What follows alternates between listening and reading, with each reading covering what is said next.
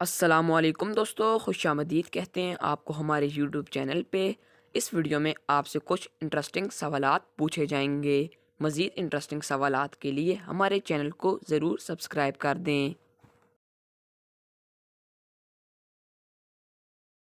सवाल नंबर 1, क्या चमगादड़ की आंखें होती हैं?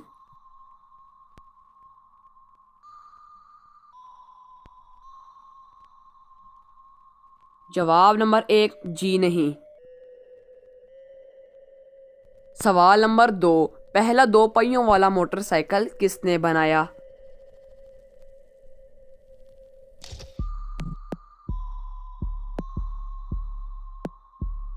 जवाब नंबर 2, दो फ्रांसीसी सहाफ़ियों ने।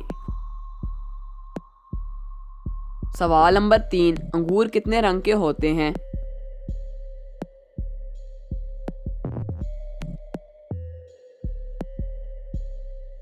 जवाब नंबर 3, अंगूर 3 रंग के होते हैं, स्याह, सब्ज और जर्द। सवाल नंबर 4, रेडियो किसने इजाद किया?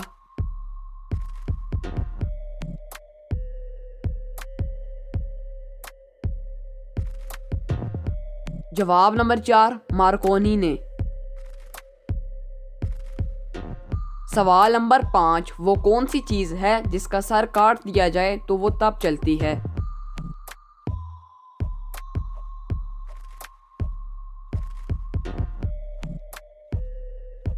जवाब नंबर 5, पेंसिल।